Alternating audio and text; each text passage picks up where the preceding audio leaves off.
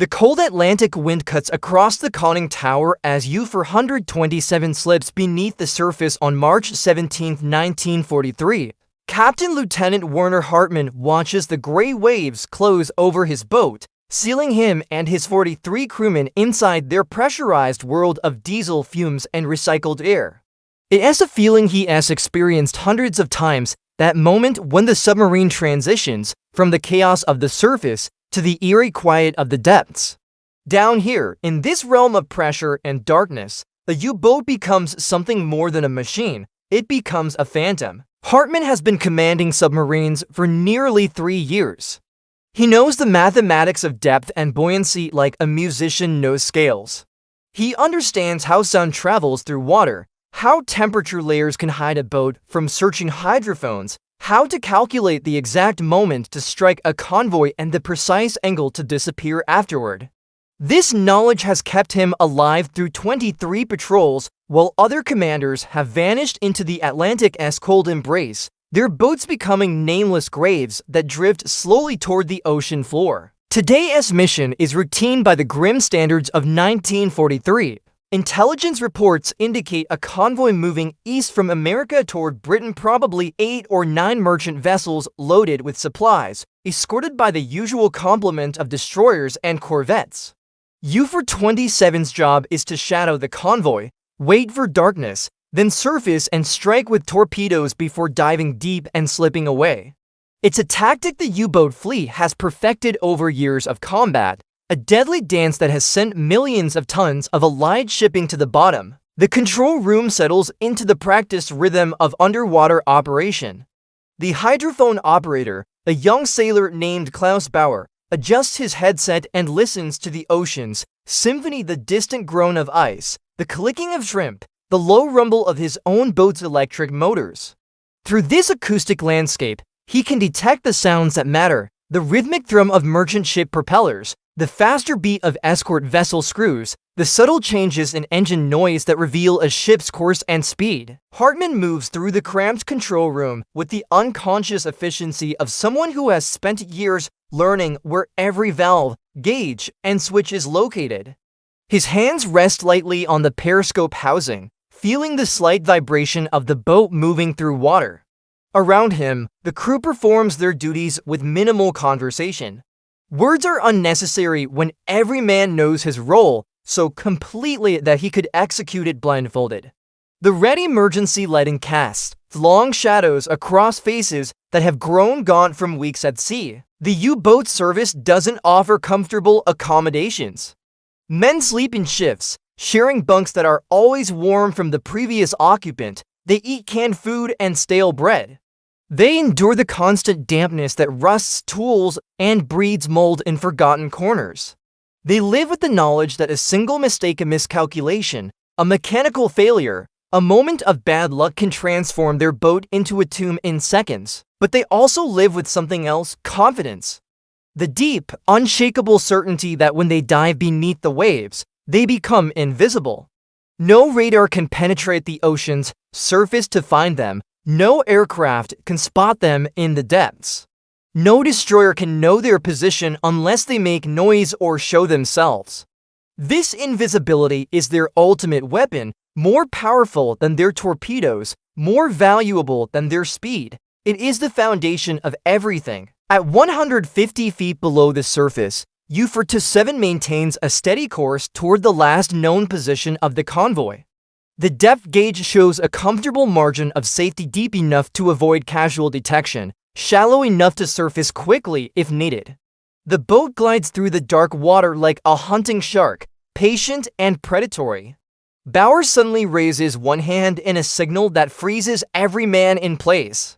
His face, visible in the red glow of the emergency lights, shows concentration rather than alarm. He's picked up something through his hydrophone's propeller noise, definitely, but at an odd bearing. Not ahead where the convoy should be, but above and behind them. A destroyer perhaps running a patrol pattern. Hartmann moves to the hydrophone station and presses one earpiece to his head. The sound is there, faint but distinct, the faster rhythm of escort vessel screws. It's not unusual to encounter patrol boats in these waters. The British have learned to spread their escorts in wide patterns, hoping to flush out submarines before they can reach the convoys. The standard response is simple: go deeper, go quieter, and let the destroyer pass overhead while the submarine remains hidden in the depths. But then Bauer's expression changes. The concentration becomes confusion, then something else. Something that looks uncomfortably like fear. He adjusts his headset, cocking his head as if trying to make sense of what he's hearing. When he speaks, his voice is barely above a whisper. "Captain, I'm picking up something strange." A pinging sound, very regular, very mechanical. It's not like anything I've heard before. Hartmann takes the headset and listens more carefully. Bauer is right. Beneath the normal sounds of the ocean and the distant propellers, there's something new: a rhythmic pulse, sharp and artificial, sweeping through the water. Ping, pause, ping, pause. The sound has an almost interrogative quality, as if something above the surface is asking a question that the ocean must answer. The captain's mind races through possibilities. Could it be a new type of engine? Some mechanical fault in the destroyer's propulsion system? A piece of damaged equipment creating an unusual vibration? He's heard strange sounds before in these waters: merchant ships with poorly maintained engines, fishing vessels with noisy pumps, even whales whose calls can sound eerily mechanical when filtered through hydrophones. But this is different. This sound has purpose and pattern. It's not random noise but deliberate transmission, sweeping back and forth as if searching for something. And it's getting louder, which means whatever is making that sound is getting closer. Hartmann makes a decision based on years of experience and instinct. He orders the helmsman to change course 30 degrees to starboard and reduce speed to dead slow. The boat responds smoothly, turning in the water with barely a whisper. If the destroyer above is searching blind, this maneuver should take them out of the patrol pattern. The pinging should fade as the surface ship moves away on its original course. But the pinging doesn't fade. Instead, it intensifies. The pulses come faster now, more focused, as if the searching has ended and the finding has begun. And then, impossibly, the destroyer's propellers change pitch. The surface ship is turning, adjusting its course in perfect synchronization with U-427's maneuver. Hartmann feels ice forming in his stomach. It's not possible. The destroyer shouldn't be able to track their course change. They're running silent, deep in black water, giving off no visible wake. No noise above the ambient background of the ocean. And yet the surface ship above is following them as precisely as if it were connected by a cable. The chief engineer, Oberleutnant Friedrich Kohler, appears at Hartmann's elbow. His face shows the same confusion that Hartmann feels. Kohler has served on submarines for 8 years. He was hunting British shipping when Hartmann was still in training. If anyone can explain what's happening, it should be him. "Captain," Kohler says quietly, "that pinging sound. I think it might be some kind of detection equipment. I've heard rumors about something the British developed, but I thought it was propaganda." Before Hartmann can respond, the ocean above them erupts. The first depth charge detonates 200 feet away, close enough that the explosion transmits through the water like a physical blow. The submarine lurches violently to one side. Men grab for handholds as loose equipment crashes to the deck. Light bulbs shatter in their fixtures, raining glass fragments across the control room. The depth gauge needle swings wildly before settling back to show they're still at 150 feet, but the boat is no longer level. Something in the trim system has been knocked out of alignment. Hartmann's training takes over, overriding the shock and fear. He starts barking orders in the calm, measured tone that keeps crews functional during crisis. Damage reports, status checks, compensate for the list. Prepare for evasive maneuvers. The crew responds with the automatic precision of men who have drilled for exactly this scenario, even though every man in the control room knows something is fundamentally wrong with what's happening. The second depth charge is closer, maybe 150 feet to starboard. The explosion feels like being inside a drum when someone strikes it with a sledgehammer. The hull groans with a sound that makes even the veterans go pale. Metal shouldn't sound like that. Steel plates shouldn't flex and complain under stress.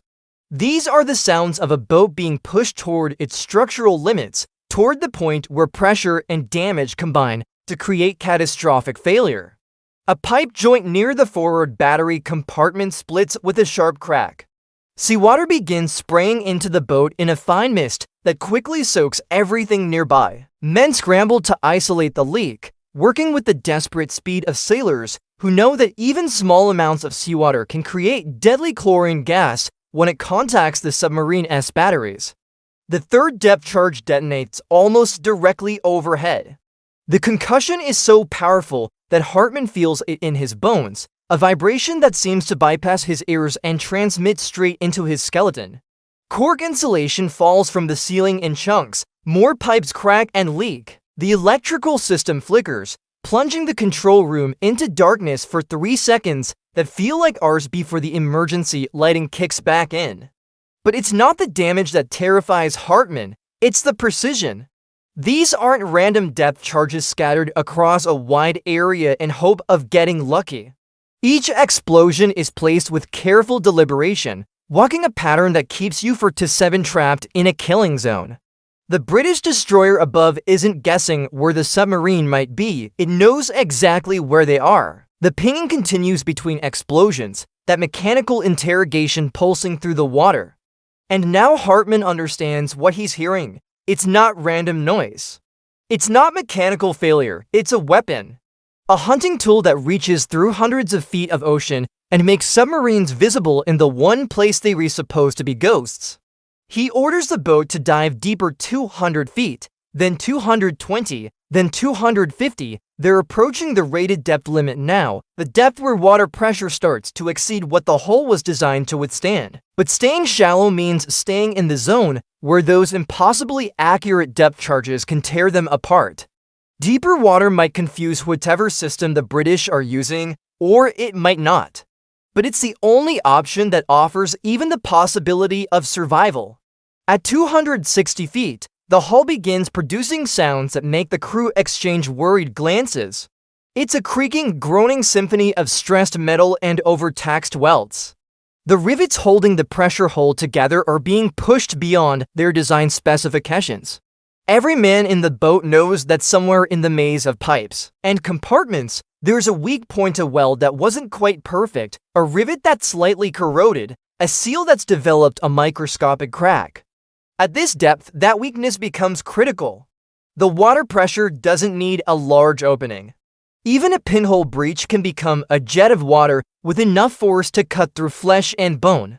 But the pinging above them is fading slightly. Not much, but enough to suggest that depth might offer some protection from this nightmare detection system. Hartmann makes another impossible choice and orders the boat to 280 feet, the absolute maximum rated depth for this class of submarine. Beyond this point, they're operating in a realm where the engineers never intended them to go, where every second increases the probability of catastrophic structural failure. The descent to 280 feet feels like lowering themselves into hell. The hull complaints grow louder, more frequent, more alarming. Men are praying now, some silently and some in whispers that can barely be heard over the groaning metal. The chief engineer stands by the pressure hull, one hand pressed against the cold steel, if he can feel through his fingertips where the stress is accumulating, where the failure will begin. And then, mercifully, the depth charges stop. The explosions cease. The pinging grows fainter, sweeping in wider arcs as the destroyer above searches for them in the deep water. Hartmann doesn't allow himself to believe they've escaped. Not yet. But for the moment, they're not being actively destroyed, which is the best outcome he can hope for. He orders a course change to the southwest, away from the convoy, away from the hunting destroyer, away from the mission they were supposed to complete. Pride and duty say they should press on, that German submariners don't run from British escorts. But survival instinct, the deep animal knowledge that has kept humans alive for millions of years, says they need to get away from this thing that can see them in the darkness. For 2 hours, you for 27 creeps through the Atlantic at 280 feet, running at dead slow on minimal electric power. The crew has entered complete silence, running no unnecessary movement. No conversation above a whisper, No equipment operating unless absolutely essential. In the forward torpedo room, men sit motionless in the darkness, listening to the hull groan and wondering if the next sound they hear will be the catastrophic crack of failing steel. The hydrophone operator monitors the ocean above, tracking the destroyer's movements. The British ship is still up there, still searching, but its pattern is widening now. The pinging sweeps in broader arcs, suggesting that the detection system has lost precise contact. Whatever technology the British have developed, it seems to have limitations at extreme depths. After what feels like a lifetime, but is actually 147 minutes, Bauer removes his headphones and gives Hartmann a cautious nod. The destroyer's propellers are fading into the distance. The pinging has stopped, the hunting has ended, at least for now. Hartmann allows the boat to slowly ascend to 150 feet, where the hull pressure is within normal operating parameters and the constant threat of implosion recedes. As they rise, the chief engineer leads a damage assessment team through every compartment, checking welds and seals and systems. The boat is wounded not fatally, but seriously. Several pipe joints will need replacement. The forward battery compartment has water contamination that requires immediate attention, and throughout the boat, small cracks and stress fractures have appeared in places where none existed before the depth charge attack. But they're alive against impossible odds, haunted by technology they didn't know existed, pushed beyond their boat's design limits. They survived. And now they have to make sense of what happened in those terrifying minutes when the rules of submarine warfare suddenly changed. Hartmann stands in the control room, staring at the depth gauge without really seeing it. His hands are trembling, slightly delayed reaction to fear and adrenaline, and he clasps them behind his back where the crew won't see.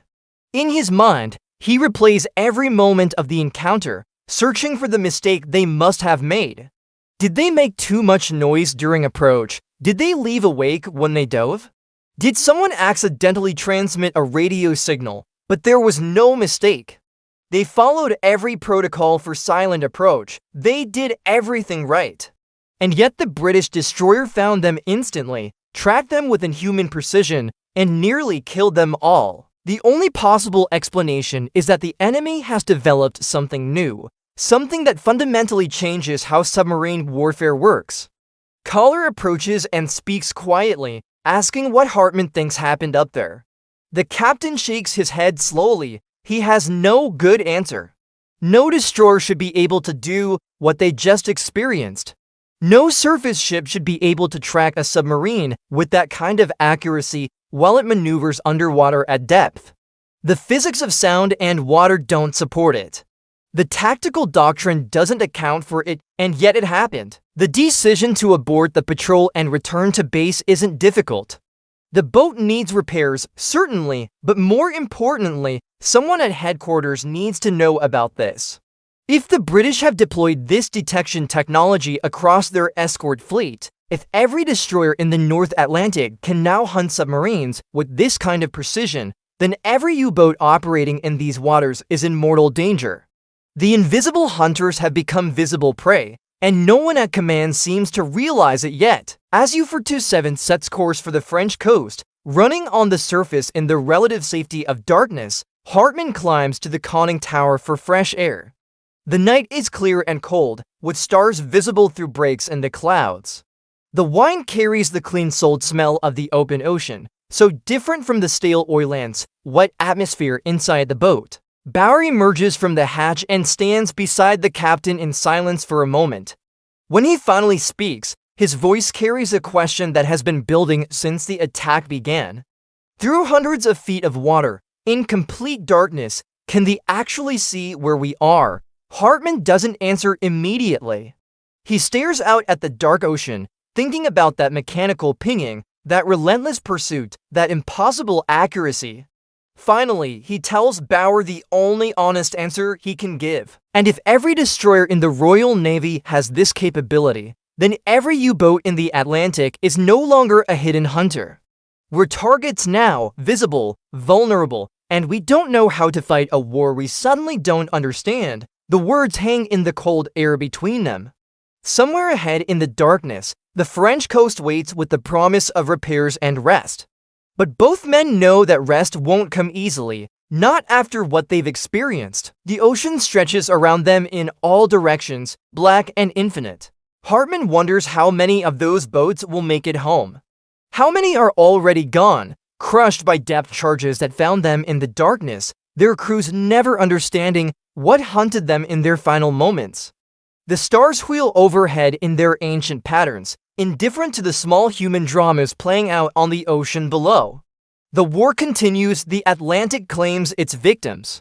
And somewhere in the deep water, the invisible war between hunters and hunted has shifted in ways that no one is quite ready to acknowledge.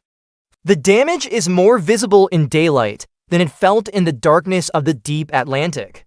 Dents mark the outer hull where depth charge pressure waves struck the metal with near-miss force. Salt stains and rust streak the conning tower. Several external fittings are cracked or broken. The deck crew waiting at the pier exchange knowing glances as the boat ties up. The crew files off the boat in weary silence, each man carrying his duffel and the weight of an experience that can't be adequately described to those who are there. The dock workers ask the usual questions. How was the patrol? Did you get any kills? What was the weather like out there? But the answers are curt and evasive. These men don't want to talk about what happened 400 nautical miles west of Ireland. Hartmann is the last to leave the boat, as tradition demands. The boat has brought him through 23 patrols, through storms and battles and moments of terror, and has always delivered him safely back to port. He feels a strange gratitude toward the machine, as if the submarine itself made decisions that kept them alive rather than just responding to the commands of its crew. The debriefing begins 2 hours after docking. Hartmann sits across a scarred wooden table from Corvetin Caping Hansmeyer, the officer responsible for analyzing all U-boat patrols returning to Lorient. Meyer is a veteran submariner himself, a man who commanded 3 boats before a diving accident damaged his eardrums and relegated him to shore duty. He knows submarines, knows combat, knows how to separate fact from fear in the confused accounts that commanders sometimes bring back from patrol. Hartmann describes the engagement in methodical detail, the approach on the convoy.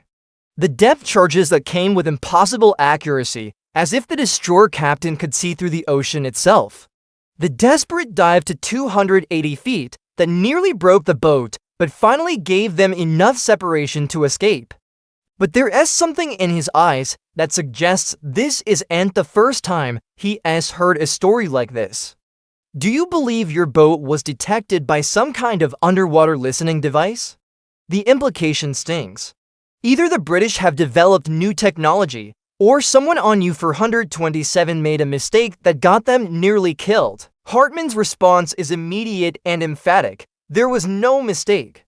They followed every protocol for silent approach, no active sonar from the submarine, no radio transmissions, no errors by the crew. And yet the British destroyer found them instantly and tracked them with precision that should be physically impossible. Meyer nods slowly and opens a folder that has been sitting on the table between them. U-boats attacked by destroyers that seem to know their exact positions underwater. 3 boats never returned from their patrols. 2 others barely made it back to port with severe damage. And now U-427 makes 7. The pattern is undeniable, but Meyer explains that headquarters is divided on what it means. Some officers believe the British have developed underwater detection equipment, though no one can explain how such technology would work given what German engineers know about acoustics and water physics. Others insist that U-boat commanders are exaggerating the accuracy of the attacks, that stress and fear are creating false memories of precision that was really just luck. A few even suggest security leaks that British intelligence has somehow infiltrated U-boat command structures and is feeding information about patrol routes to the Royal Navy. Anything to explain the impossible without admitting that the British might have technological superiority in underwater detection. Hartmann feels anger rising as he listens to Meyer's careful diplomatic summary. His crew risked their lives, his boat nearly imploded at 280 feet. And the response from command is skepticism, bureaucratic theories, and suggestions that perhaps they simply got unlucky or made mistakes they don't remember making. He asks Meyer directly, has anyone at headquarters actually investigated this technology possibility? Have any intelligence resources been devoted to finding out what the British might have developed? Have engineers been consulted about what detection systems might theoretically be possible? Meyer's answer is both honest and frustrating. But German naval engineers have reviewed the physics and concluded it's mostly propaganda. The ocean is too noisy, too chaotic, too full of thermal layers and currents that would distort any signal. The consensus among technical experts is that such a system might work in perfect conditions at very short ranges, but could never achieve the kind of accuracy U-boat commanders are reporting. The physics simply don't support it. Therefore, it must be something else, perhaps improved tactics, perhaps better training of escort crews, perhaps the random clustering of successful attacks that creates the illusion of a pattern where none exists. Anything but the admission that German understanding of underwater acoustics might be incomplete. Hartmann wants to argue, wants to demand that headquarters take this threat seriously, wants to shake the complacency out of officers who are dismissing first-hand accounts from experienced commanders. But he's just a captain-lieutenant, for ranks below the men making strategic decisions. His job is to report what happened. Their job is to decide what it means and how to respond. The meeting ends without resolution. U-427 will undergo repairs. The crew will receive 2 weeks of leave before returning to duty, and Hartmann is told in carefully neutral language that doesn't quite rise to the level of an order that his next patrol report should focus on observable facts and avoid speculation about British capabilities. Translation: Headquarters doesn't want panic spreading through the U-boat fleet based on unconfirmed theories about enemy technology. Better to maintain confidence and morale, even if that confidence is built on assumptions that might no longer be true. Hartmann leaves the debriefing and walks through the submarine base, past rows of U-boats in various states of repair. He notices something he's never paid attention to before: the numbers. There are fewer boats than there were 6 months ago, more empty berths, more memorial wreaths hanging in the crew quarters for men who didn't come back.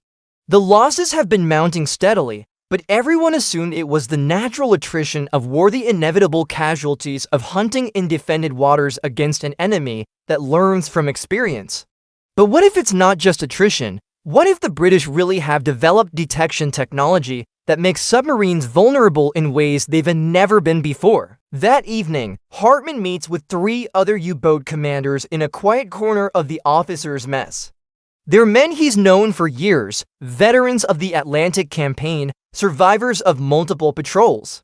They speak in low voices, comparing experiences, sharing details that never made it into official reports because they seem too strange, too unlikely to be believed.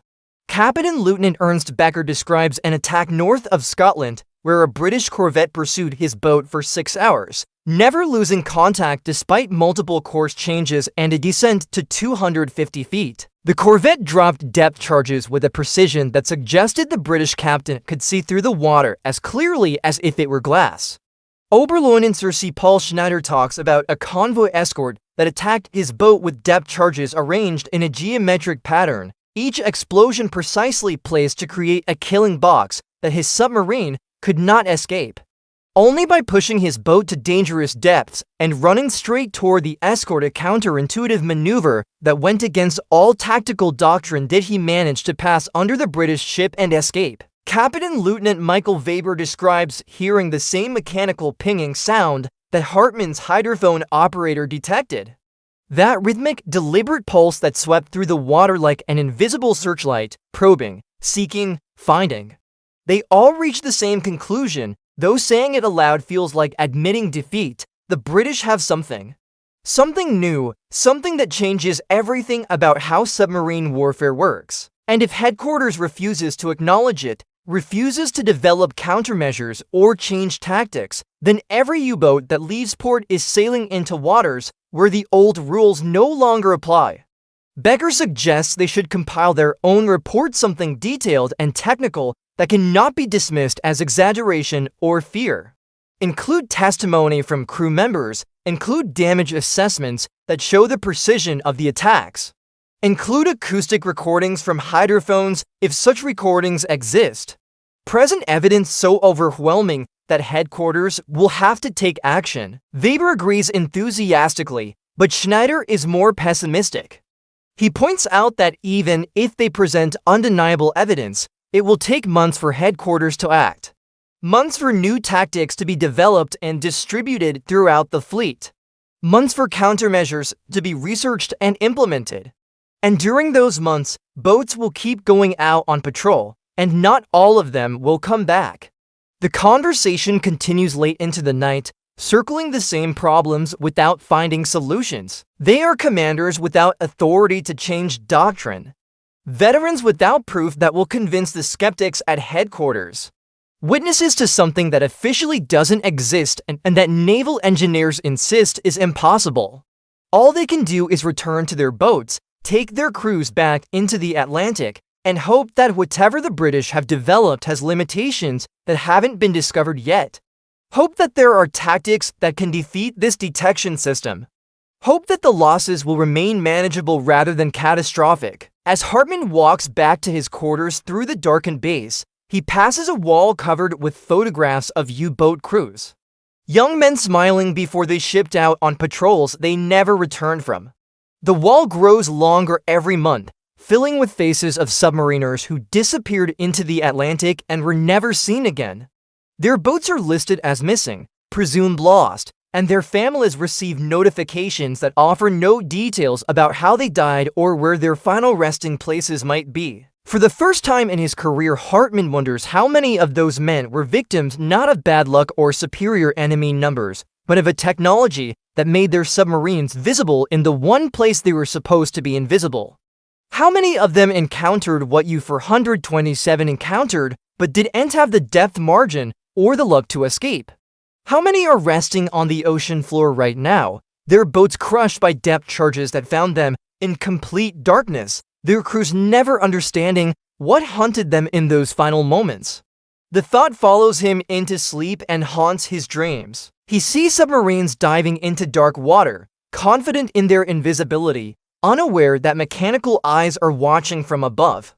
He sees depth charges falling in perfect patterns, finding their targets with mathematical precision.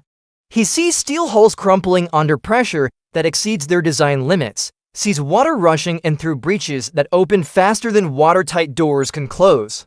And he sees the faces of his crew, men who trust him to bring them home safely, men who believe that their captain knows how to fight and survive in these killing waters. What happens to that trust when he has to tell them that the fundamental rule of submarine warfare, that depth equals safety, might no longer be true?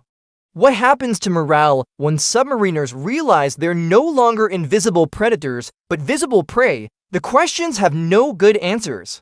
So Hartmann pushes them aside and focuses on what he can control, preparing his boat for the next patrol, training his crew in new evasive tactics, hoping that experience and skill will be enough to counter whatever technology the British have deployed. But in the quiet moments when there's nothing to distract him from his thoughts, the fear creeps back.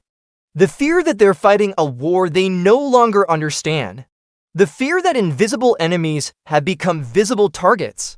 The fear that every time he takes U-427 beneath the waves, he is gambling with lives in a game where the odds have changed in ways no one wants to acknowledge. 3 weeks after U-427's return to port, the accumulated patrol reports finally reached the desk of Gross Admiral Karl Dönitz at U-boat headquarters in Berlin. Dönitz is the architect of Germany's submarine warfare strategy, the man who developed the Wolfpack tactics that have sunk millions of tons of Allied shipping. He built his entire operational doctrine on one fundamental principle: submarines are invisible hunters that strike from the depths and vanish before the enemy can respond effectively. The ocean is vast, dark, and three-dimensional. Finding a specific submarine in that immensity should be like searching for a particular grain of sand on a beach, theoretically possible, but practically impossible. This impossibility has been Germany's greatest weapon in the Battle of the Atlantic, Britain depends on convoys for survival. Those convoys depend on merchant ships that cannot hide and cannot run fast enough to escape attack. And U-boats can position themselves along convoy routes, strike at will, and disappear into the depths before escorts can mount an effective counterattack. It's a strategy that has brought Britain to the edge of starvation. A strategy that has forced the Royal Navy to devote enormous resources to convoy protection. A strategy that has made the U-boat service Germany's most cost-effective weapon system, sinking vastly more tonnage than it costs to build and operate the submarines themselves. But now, that strategy is being challenged by a stack of patrol reports that refuse to go away. Reports that describe attacks to accurate to be coincidence. Pursuits to persistent to be random searching. Detection to precise to be explained by conventional means. Dönitz reads through the accounts methodically, his expression darkening with each page. Hartmann's report from U427, Becker's encounter north of Scotland. Weber's testimony about the mechanical pinging sounds. Schneider's analysis of depth charge patterns that show mathematical precision instead of random distribution.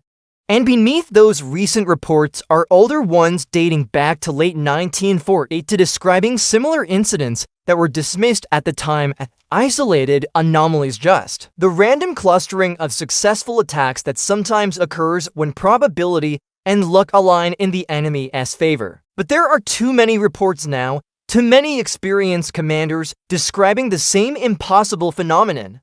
Too many boats that have barely escaped destruction after being hunted with precision that shouldn't exist. And too many boats that have simply disappeared, their fates unknown, but their lost patterns suggesting they were found and destroyed by escorts that could somehow track them in the depths. The Admiral calls a meeting of his senior staff. The officers who gather in the conference room represent decades of submarine warfare experience. They've commanded boats, planned operations, analyzed intelligence, and developed the tactics that made the U-boat fleet Germany's most effective weapon against British supply lines. They are also men who have watched the monthly loss rates climb steadily over the past year without fully understanding why. Dönitz presents the evidence without editorial comment, letting the reports speak for themselves. When he finishes, the room falls into uncomfortable silence. No one wants to be the first to acknowledge what the data suggests, because acknowledging it means admitting that their entire operational strategy may be compromised at its most fundamental level. Fregating Captain Gunter Hessler, Dönitz's son-in-law and chief of operations, speaks first. He points out that the loss rates could still be explained by improved Allied convoy tactics, increased air cover, and better training of escort crews. The British have been fighting the U-boat threat for years. They've learned from their mistakes. They've developed more effective formations and search patterns. It's natural that they would become more successful at finding and destroying submarines over time.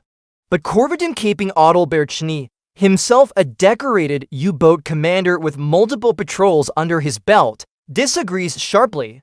He's read these reports carefully, and the pattern is too consistent to be explained by conventional improvements in tactics or training.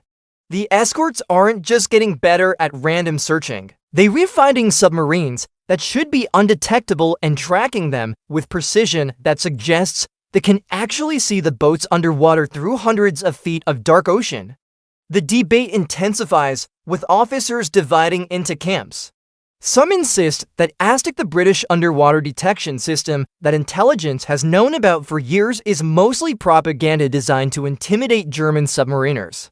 German engineers have analyzed the concept thoroughly and concluded that sound waves cannot travel through water with enough clarity to provide accurate targeting information. The ocean is too noisy, too chaotic, too full of thermal layers and pressure gradient and turbulence that would distort any acoustic signal beyond usefulness. The physics simply don't support the idea of reliable underwater detection at the ranges being reported. Therefore, the reports must be exaggerating the accuracy of the attacks, or there must be some other explanation: better tactics, security breaches, random statistical clustering that creates the illusion of a pattern. But other officers point to the mounting evidence that can't be explained away by skepticism in statistical arguments. The 3 boats that disappeared without trace in February. The 5 boats that barely escaped destruction in March after being hunted by escorts that followed their every evasive maneuver. The steady increase in depth charge attacks that are too accurate to be dismissed as luck or guesswork.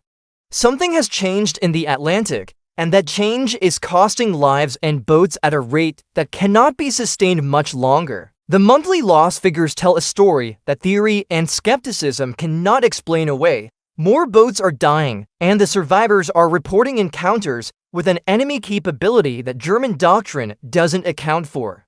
Dönitz listens to both sides, his hands folded on the table in front of him. He's built his reputation on aggressive tactics and unwavering confidence in the U-boat as a weapon system. He has spent years convincing Hitler and the Naval High Command that submarines are the key to starving Britain into submission, admitting that the British have developed a counter-technology that neutralizes Germany as submarine advantage isn't just a tactical setback, it is a strategic catastrophe that undermines everything he has built his career on. Yet he cannot ignore the numbers. In the first 3 months of 1943, the U-boat fleet has lost 23 boats, nearly 10% of the operational force. That is a casualty rate that cannot be replaced quickly enough to maintain pressure on convoy routes, especially given the time required to train new crews and commission new boats. And the report strongly suggests that many of these losses aren't random misfortune but systematic targeting by escorts that can detect submarines when and where they should be invisible. The admiral makes a decision that goes against every instinct he's developed over decades of submarine warfare. He orders an immediate intelligence investigation into British anti-submarine capabilities. Every captured British sailor will be interrogated specifically about detection equipment. Every piece of British naval equipment recovered from sunken ships will be analyzed by technical experts. Every report from agents in Britain will be reviewed for information about underwater detection systems. And most significantly, U-boat tactics will be modified immediately to account for the possibility, not the certainty, but the possibility that the British can track submarines underwater. The tactical changes are substantial, demoralizing. U-boats are ordered to approach convoys from different angles to avoid predictable patterns that might make them easier to detect. They're instructed to dive deeper more quickly when under attack, to change course more frequently, to avoid remaining at periscope depth for extended periods. These are defensive measures, cautious adjustments that go against the aggressive hunting doctrine that made the Wolfpack tactics so effective. But Dönitz concludes that the greater danger lies in sending crews into combat with false confidence in their invisibility. Better to acknowledge the threat, even if it's not fully understood, than to continue losing boats to an enemy capability that officially doesn't exist. The orders go out through encrypted radio transmissions to every U-boat at sea and every boat preparing for patrol. All commanders are informed that British escorts may possess underwater detection equipment more sophisticated than previously believed. Crews need to know they may not be invisible when submerged, that they may be tracked even when they believe they're hidden in the depths.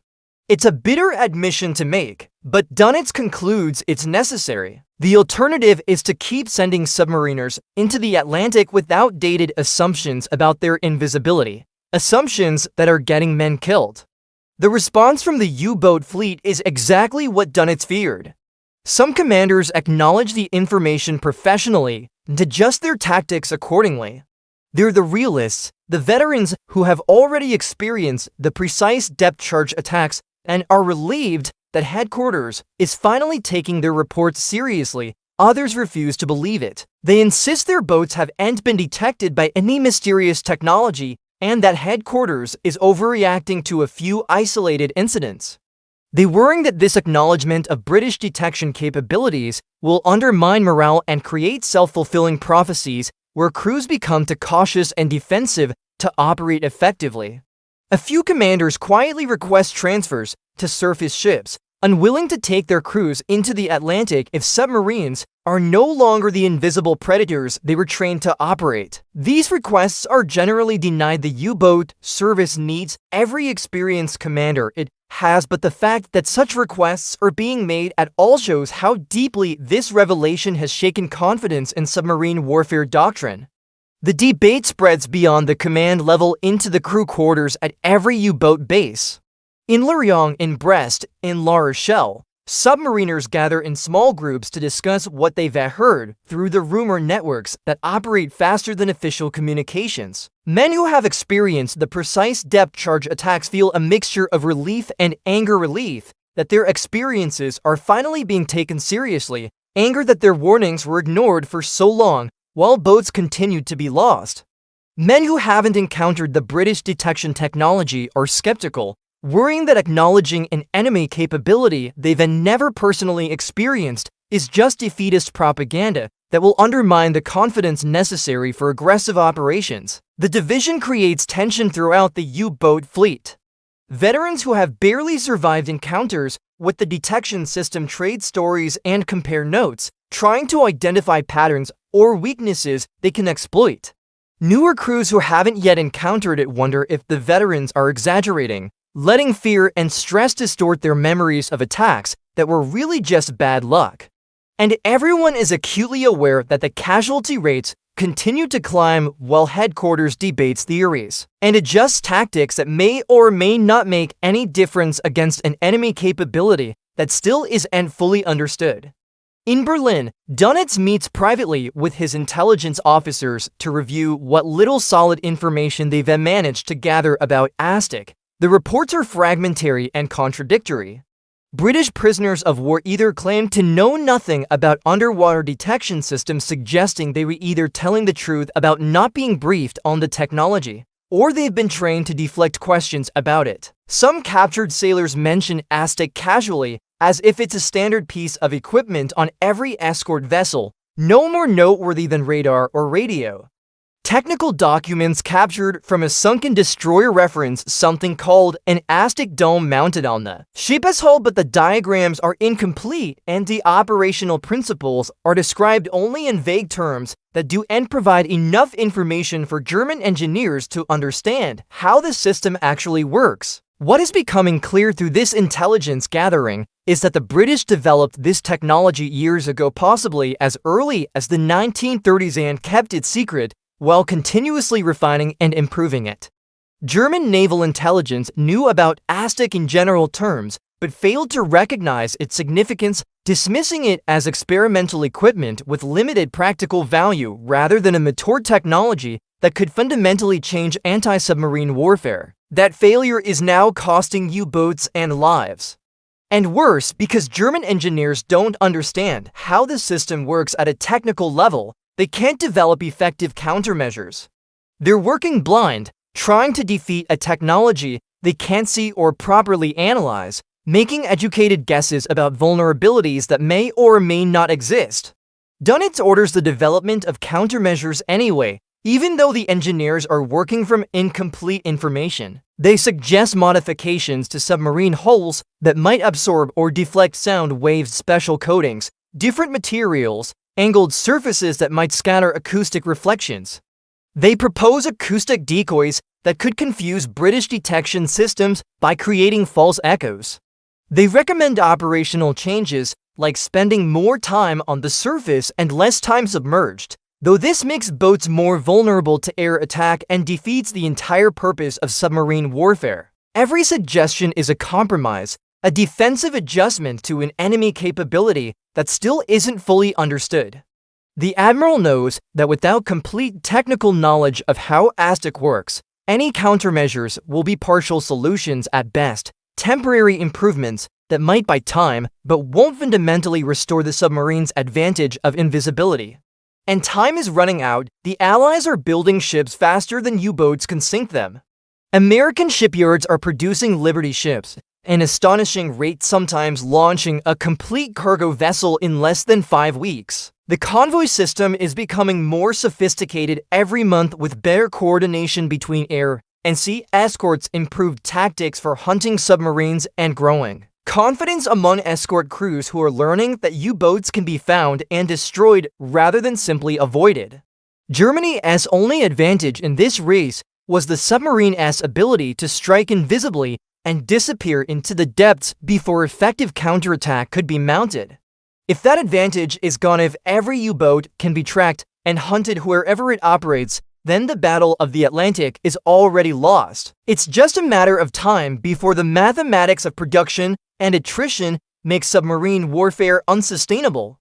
But Dönitz cannot say this openly. He cannot admit defeat to his officers, to the Naval High Command, or to Hitler himself.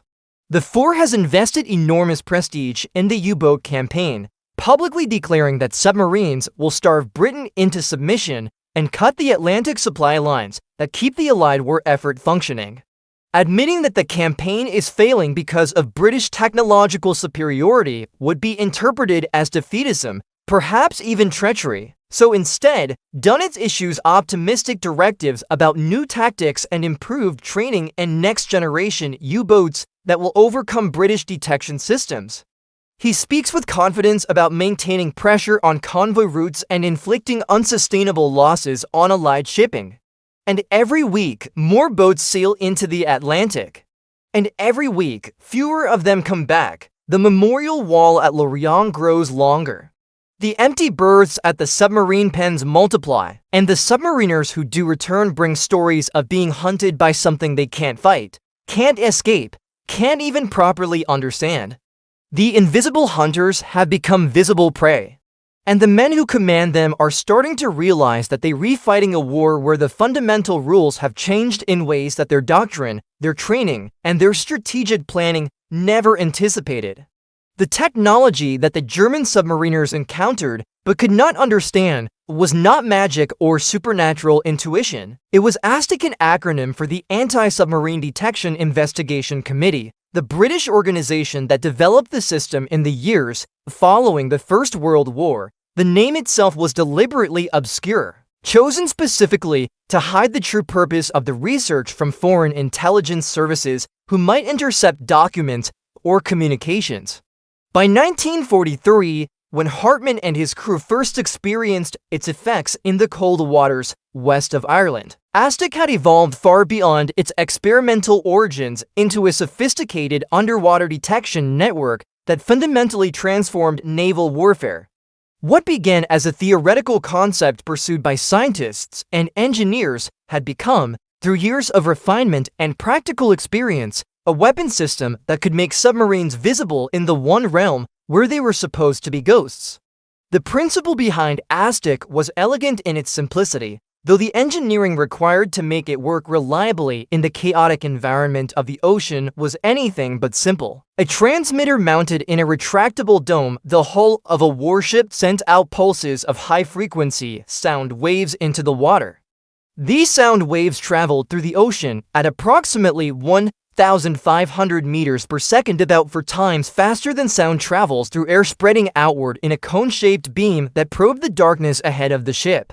When these sound waves struck a solid object, a submarine hull, for example, or a large whale, or a sunken wreck, they reflected back toward the source like light bouncing off a mirror. A sensitive receiver mounted in the same dome detected these echoes and measured the precise time delay between transmission and reception. By calculating how long it took for the sound to travel out and back, the ASTIC operator could determine the distance to the target with remarkable accuracy. But distance was only part of the equation, and not even the most important part. The ASTIC dome could be rotated mechanically to search in different directions, sweeping through arcs of ocean like an invisible searchlight probing the depths. The operator, wearing headphones and watching calibrated dials, could track changes in the echo pattern to determine if the target was moving, and if so, in which direction and at what speed. An experienced operator, and by 1943, the Royal Navy had thousands of men who had been training on ASTIC equipment for years, could even estimate the target's depth by analyzing the quality and strength of the returning echo. A submarine running shallow produced a different acoustic signature than one running deep. A submarine making evasive maneuvers created echo patterns that changed predictably as the boat turned and dove. Even the type of submarine could sometimes be identified by the specific characteristics of its echo, the way a skilled musician can identify different instruments by their tone quality alone. The system worked best at ranges between 1,000 and 2,500 meters, close enough to guide a destroyer into attack position with precision, far enough to give the surface ship time to maneuver and prepare depth charges for deployment. At these ranges, ASTIC could track a submarine through course changes, through depth variations, through almost any evasive tactic except sitting completely still on the ocean floor, which was impossible for most submarines to achieve without special equipment. The German naval engineers who dismissed ASTIC as propaganda or experimental technology were not entirely wrong in their skepticism. The system did have significant limitations that British operators had to work around. Temperature layers in the water thermic lines, where warm surface water met cold deep water, could bend the sound waves unpredictably and create acoustic shadows where submarines might hide undetected. Rough seas created ambient noise that interfered with the signal, making it harder to distinguish genuine submarine echoes from false returns. Schools of fish, underwater rock formations, or shipwrecks could produce confusing echoes that had to be carefully evaluated and discounted. The ASTIC beam itself was relatively narrow, typically only about 10 degrees wide, which meant the operator had to search methodically rather than detecting everything in all directions simultaneously. A submarine positioned directly ahead or behind a destroyer running ASTIC might remain undetected if the beam swept past without catching the echo. And the system required the hunting ship to maintain relatively steady course and speed. Violent maneuvering created too much turbulence and self-generated noise for the sensitive equipment to function effectively. But what the Germans failed to understand, what their intelligence services failed to discover, and what their technical analysts failed to appreciate was that the British had been refining ASTIC for over 20 years by the time Hartmann encountered it. 20 years of continuous improvement, of learning from operational experience, of training operators who understood not just how to operate the equipment, but how to interpret what it was telling them. By 1943, ASTIC was not the experimental system that German engineers analyzed in the late 1930s. It had gone through multiple generations of hardware improvements. The transmitters had become more powerful and focused. The receivers had become more sensitive and better at filtering out background noise. The training programs had evolved to produce operators who could distinguish a submarine echo from a whale, a wreck, or a school of fish with extraordinary accuracy. More importantly, the Royal Navy had developed operational doctrines that maximized ASTIC's effectiveness while compensating for its limitations. Destroyers worked in pairs or groups, their search patterns overlapping so that a submarine evading one ship's ASTIC beam would likely be picked up by another S. Escorts were trained to exploit thermic lines and water conditions rather than being defeated by them, learning where submarines were most likely to hide and searching those zones with particular attention. The British had also learned to integrate ASTIC with other detection methods. Radar could spot surface submarines or periscopes at longer ranges than ASTIC worked effectively. Visual lookouts scanning the ocean surface could spot the telltale wake of a periscope or the disturbance created by a submarine running at shallow depth. Aircraft equipped with depth charges could attack submarines that ASTIC located, but that were too far away for the destroyer to reach quickly. This integration of multiple detection systems created a layered defense that was far more effective than any single technology operating alone. A submarine commander who successfully evaded ASTIC detection might be spotted by radar. One who dove deep to escape radar might be tracked by ASTIC. One who tried to hide in a thermic line might be located by patient systematic searching that eventually found the acoustic shadow and probed it carefully. For the U-boat crews experiencing ASTIC for the first time in 1943, the psychological effect was devastating in ways that went beyond the immediate physical danger. Submarine warfare had always been built on a fundamental assumption that felt almost like a law of nature. If you were underwater and quiet, you were safe. The ocean was vast and dark and three-dimensional. Finding a specific submarine in that immensity should have been impossible, like searching for one particular fish in the entire Atlantic Ocean. This assumption of invisibility was not just tactical doctrine.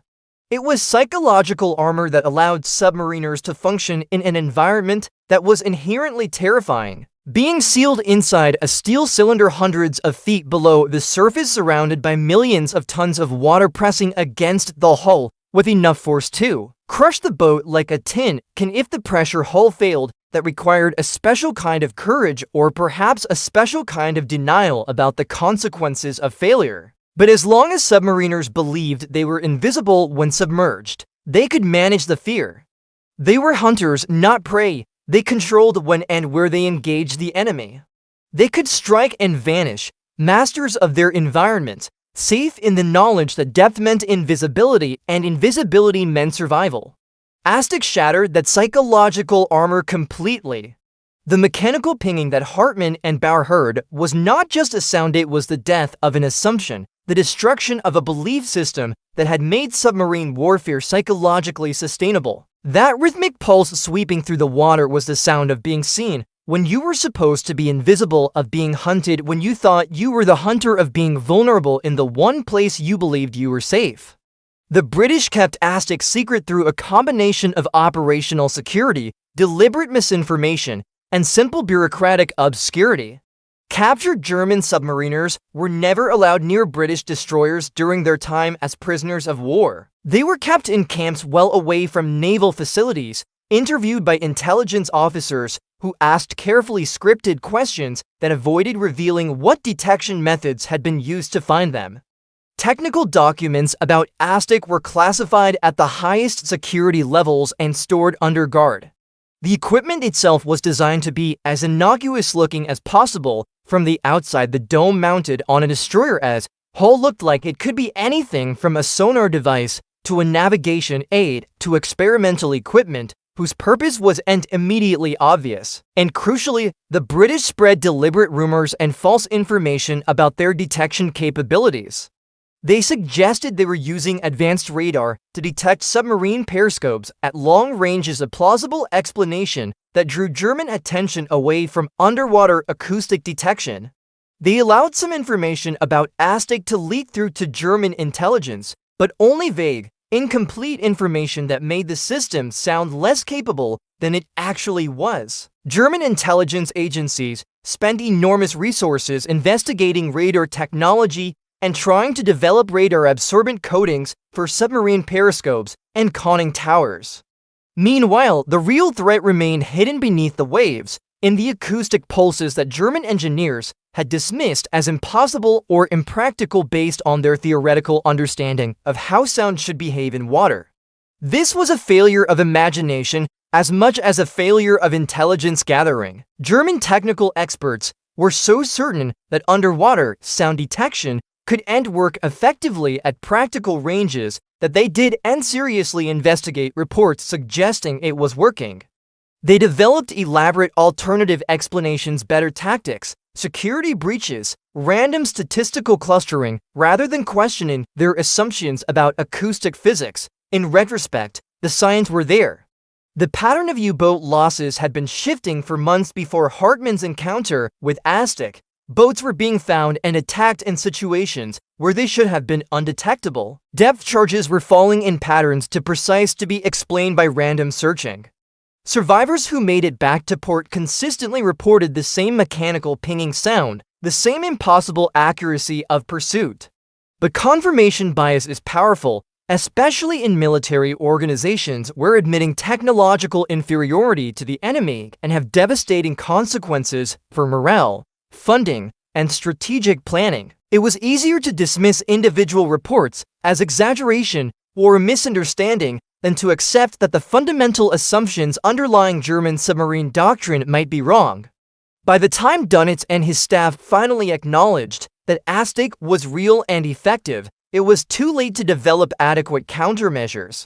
German engineers tried to create acoustic absorbent coatings for submarine hulls, but without fully understanding how Aztec worked, they couldn't design materials that would effectively defeat it. They experimented with decoys that might create false echoes, but British operators learned to distinguish real submarines from decoys through experience and improved training. The U-boat service tried tactical adaptations, running deeper, changing course more frequently, approaching convoys from unpredictable angles.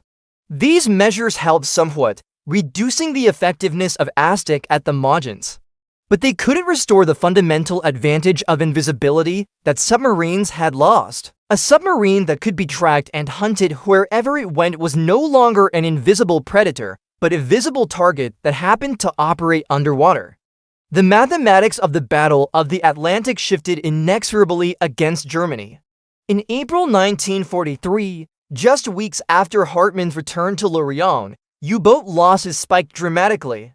43 boats were lost that month, nearly 20% of the operational force, while sinkings of Allied shipping actually declined. The exchange ratio that had once favored Germany now favored the Allies. For every merchant ship sunk, multiple U-boats were being destroyed. Dönitz, watching his carefully constructed strategy collapse, faced an impossible choice.